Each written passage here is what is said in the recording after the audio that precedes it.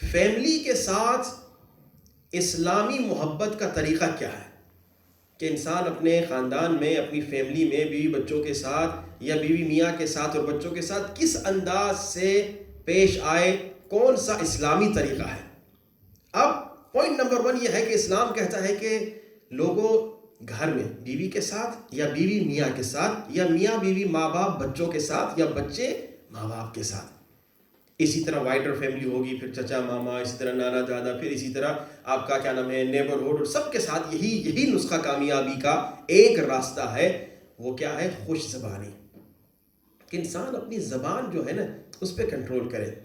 اس زبان سے اگر کچھ نکلے تو اچھی بات نکلے، اس سے برائی نہ نکلے، اس سے بے ادبی نہ نکلے. اچھا کبھی کبھار ہم بعض باتوں کو بے ادبی نہیں سمجھتے، لیکن اسی بات کو بہتر انداز سے بھی تو پیش کیا جا سکتا ہے نا. یعنی ضرور نہیں کہ وہ بات جو میرے منہ سے نکلی کہ وہ بے ادبی ہو، شاید وہ بے ادبی نہیں ہے، لیکن اسی کو اگر پیارے انداز سے پیش کیا جائے تو اس کی طرف اہل بیت کا حکم ہے. مولا علی فرماتے ہیں لوگوں زبان سے زیادہ پاورفل کوئی ایسی چیز نہیں جو کسی کے دل کو تمہارے قریب لا سکے. دوسرا پوائنٹ، شریک حیات کی دلجوئی. بھائی آپ کوئی خاص مدد نہیں کر سکتے، بیوی بیمار ہے، میاں بیمار ہے، آپ کوئی سپورٹ نہیں کر سکتے. بیماری آہستہ آہستہ ختم ہوگی، یا اللہ نہ کرے کوئی خطرناک بیماری لگ گئی. اب آپ علاج تو نہیں کر سکتے، دعا تو کر سکتے ہیں، البتہ ڈاکٹر کے پاس لے جا سکتے ہیں. اس کے بعد آپ کیا کریں؟ روایات میں ہے کہ آپ وہی زبان کا استعمال، کم سے کم دلجوئی کریں. کہ آپ کہیں کہ بیگم یا بیوی کہے میاں کو کہ تمہیں اس درد میں، تمہیں اس تکلیف میں دیکھ کر مجھے بڑا دکھ ہو رہا ہے، مجھے بڑی تکلیف ہو رہی ہے. کبھی کبھار میاں بیوی کو بخار ہو جاتا ہے اور جاب پہ ہوتے ہیں، وہ ایک دوسرے کو، ان کو پتہ بھی نہیں چلتا کہ صبح پورا دن بیوی بیچاری بخار میں تھی یا میاں بیچارہ بخار میں تھا، وہ جاب سے واپس آ کے اپنی دنیا میں ہوتے ہیں. اس پہ ضرور غور کریں. یہ چھوٹی چھوٹی باتیں جو ہیں یہ ان کا اثر ہوتا ہے گھر میں. اسی طرح روایت میں ملتا ہے کہ پیارے پاک رسول حضرت محمد مصطفیٰ صلی اللہ علیہ وسلم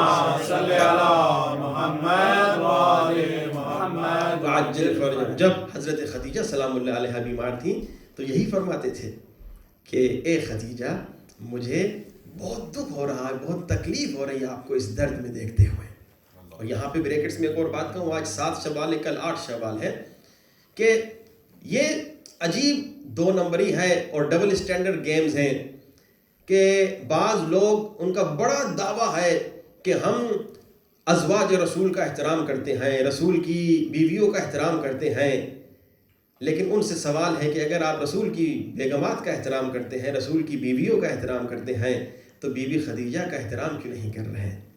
بی بی خدیجہ کا احترام بھی تو واجب ہے، وہ بھی تو زوجہ رسول ہے. اور یہ وہ زوجہ رسول ہے کہ جن کے شہادت کے بعد، جن کی دنیا سے جانے کے بعد رسول خدا مسلسل ذکر کرتے تھے، اور ذکر کرتے کرتے ایک زوجہ کو حسد ہو گیا. اس نے کہا کہ وہ تو مر چکی ہے، میں ہوں ابھی آپ کے پاس. تو رسول خدا جلال میں آ کر کہتے ہیں جب کسی نے میری مدد نہیں کی تھی تو خدیجہ میری مددگار تھی، اور تم کہہ رہے ہو وہ تو مر گئی ہے اور اس طرح سے بے ادبی کر رہی ہو. اس کے بعد جرأت نہیں ہوتی تھی کسی کو کہ بی بی خدیجہ کی شہادت کے بعد بھی، دنیا سے جانے کے بعد بھی بی بی خدیجہ کے خلاف بولے. اتنی عظیم خاتون، ان کی قبر کو توڑ دیا گیا. کس لیے؟ کہ آپ نہیں کہتے کہ زوجہ رسول کا احترام واجب ہے؟ ہاں جی، کبھی کبھار یہ عجیب غریب سوال تو عجیب لگتا ہے، لیکن یہ پوچھنے کا جی کرتا ہے کہ وہ زوجہ رسول جو علی مولا کی ساس تھی، ہاں جی، اس کے ساتھ تمہیں نفرت اور دشمنی اتنی کہ ان کی قبر کو توڑ دیا، اور وہ زوجہ نبی جو علی مولا سے لڑنے آ گئی، علی مولا کی دشمن تھی، اس سے تمہیں بڑی محبت ہے. تو اس کا نتیجہ ہم یہ نکالتے ہیں در حقیقت تمہیں علی سے دشمنی ہے. علی سے دشمنی ہے، تبھی جو علی سے کنیکٹڈ ہے وہ تمہیں اچھا نہیں لگتا، اور جو علی کا دشمن ہے یا تمہاری ماں بن جاتی ہے یا تمہارا ماموں بن جاتا ہے. بھائی ذرا خیال تو کرو، ذرا بے ایمانی نہ کیا کرو، ذرا ایمانداری کے ساتھ چلو. تو اب دلجوئی بہت ضروری ہے. رسول خدا بی بی خدیجہ کو کہا کرتے تھے کہ خدیجہ مجھے تکلیف ہو رہی ہے. یہ آپ لوگ ہمارے لیے میسج ہے. میاں بیمار ہو گیا، بیوی بیمار ہو گئی، بچہ بیمار ہو گیا، ہم سمجھتے ہیں ڈاکٹر کے پاس لے گیا، اسے کھلائے پلائے یہی کافی نہیں، اس کے ساتھ بیٹھو، دلجوئی کرو. یہ اسلام کا حکم ہے. علیکم السلام. تیسرا کیا فرمایا؟ فرمایا کہ دیکھو گھر میں پریکٹیکلی تو آپ آ کر خدمت کرتے ہیں. کبھی بیوی بہت خدمت کرتی ہے میاں کی, کبھی میاں بہت کوششیں کر رہا ہوتا ہے بیوی کے لیے. اسی طرح کبھی بچے بھی کچھ نہ کچھ ماں باپ کے لیے محنت کرتے ہیں یا ماں باپ بچوں کے لیے محنت کرتے ہیں. یہ پریکٹیکلی اپنی جگہ پر. لیکن زبان, پھر وہی زبان والی بات آتی ہے کہ زبان سے کہو آئی love you beta, I love you بیٹی. اسی طرح میاں بیوی ایک دوسرے کو کہیں کہ میں تم سے محبت کرتا ہوں, میں تم سے محبت کرتی ہوں. کوئی یہ کہہ سکتا ہے کہ کوئی خاتون کہہ سکتی ہے میں کھانا پکاتی ہوں, میں اتنی خدمت کرتی ہوں تو محبت ہے تبھی تو کر رہی ہوں. یا کوئی آدمی کہہ سکتا ہے کہ میں اتنا کام کر رہا ہوں, بیوی کے لیے پیسے کما رہا ہوں کئی گھنٹے. لیکن کہا یہ کمانا کافی نہیں, یہ پریکٹیکلی ضروری ہے. لیکن آپ نے زبان سے کہنا ہے, کئی بار اپنے بچوں کو کہنا ہے, اپنی بیٹی کو کہنا ہے, اپنی بیوی کو کہنا ہے, اپنے میاں کو کہنا ہے کہ میں تم سے محبت کرتا ہوں, تم میرے لیے بہت ویلیبل ہو, تم میرے لیے بہت امپورٹنٹ ہو. اس کا بڑا اثر ہوتا ہے. ہمارے یہاں پاکستان ہندوستان میں یہ سمجھا جاتا ہے آئی لو یو صرف فلموں اور ڈراموں کا حصہ ہے. اسلام کہہ رہا ہے آئی لو یو یہ آپ کی فیملی کا حصہ ہے. کتنے لوگ اپنی بیوی کو یا کتنے خواتین اپنے میاں کو آئی لو یو کہتے ہیں, یا بچوں کو آئی لو, یا بچے ماں باپ کو آئی لو یو کہتے ہیں. ایک بچہ آیا میرے پاس, اس نے کہا مجھے بابا کو آئی لو یو کہنے میں شرم آتی ہے. اس نے کہا بابا کو یہ کہنا کہ میں آپ سے محبت کرتا ہوں, وہ 18-19 سال 20 سال کا بچہ تھا. اس نے کہا مجھے شرم آتی ہے, مجھے بابا سے بڑی محبت ہے لیکن میں باپ کو کہہ نہیں سکتا. یہ رسول کہہ رہے ہیں کہ بھائی فیملی کو اگر مضبوط کرنا, بلکہ فیملی کے علاوہ اب حدیث ہے رسول پاک سے, فرمایا تمہارا کوئی دوست ہے, تمہارا کوئی ساتھی ہے, تمہیں بہت اچھا لگتا ہے, اب اسے کہیے بھائی you are very important for me, بھائی آپ میرے لیے بہت ویلیبل ہیں, آپ میرے لیے بہت بڑے ہیں, مجھے آپ سے بہت محبت ہے. یہ بہت ضروری ہے. دوستوں میں بھی کہا گیا, فیملی میں تو واجبات میں سے ہے.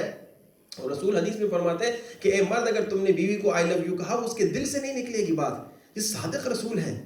یہاں پریکٹیکلی بھی آپ نے محنت کی اور یہاں زبان سے بھی آپ نے بتایا, تو یہاں پہ مضبوط ہوگی فیملی. اسلام فیملی کو مضبوط کرنے کے لیے 100 پوائنٹس کمال کے بتا رہا ہے, اور تمام احادیث اور روایات اہل بیت. یہ تیسری بات ہو گئی. چوتھی بات, فیملی کو مضبوط کرنے کے لیے بہت ضروری بات وہ کیا ہے؟ معافی مانگنا.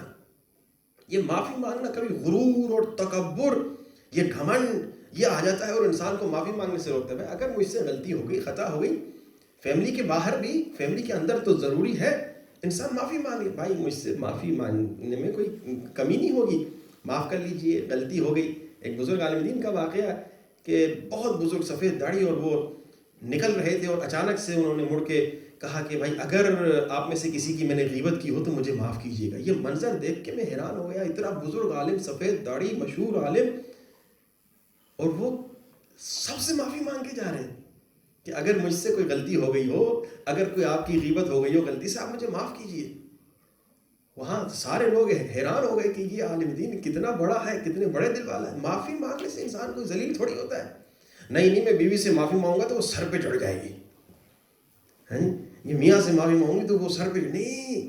اللہ حکم دے رہا ہے کہ معافی مانگو, اور یہ معافی مانگنا اتنا ضروری ہے کہ رسول پاک کی حدیث سے فرماتے ہیں خیر نسائکم, خواتین میں سب سے بہترین خاتون کون ہے؟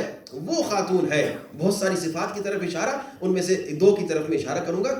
ایک فرمایا یہ کہ وہ خاتون جب اپنے میاں کے ساتھ اکیلی ہو تو حیا اور شرم کو بھول جائے. جب اپنے میاں کے ساتھ اکیلی ہو, خاتون کے لیے شرم اور حیا بہت امپورٹنٹ ہے, لیکن فرمایا جب اپنے میاں کے ساتھ اکیلی ہو شرم اور حیا بھول جائے. باہر خاتون کو باحیا ہونا ہے, لیکن آج کل کے زمانے میں بالکل اپوزٹ ہے. اور دوسرا کیا فرمایا؟ فرمایا بہترین خاتون وہ ہے, معافی مانگنے سے انسان کم نہیں ہوتا بلکہ بہترین ہوتا ہے. رسول فرما رہے بہترین خاتون وہ ہے جب میاں اس سے ناراض ہو جائے تو رات کو سونے سے پہلے میاں کا ہاتھ پکڑ کے کہے کہ میں تب تک نہیں سوؤں گی جب تک تو مجھ سے میاں راضی نہ ہو جائے. یہ اسلامی طریقہ ہے.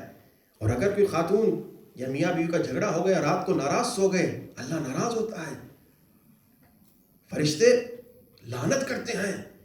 اسپیشلی کچھ روایات کے مطابق اگر کوئی خاتون میاں کو تکلیف دے کر اگر سوتی ہے اور میاں سے معافی نہیں مانگتی اور سو جاتی ہے تو فرشتے لعنت کرتے ہیں.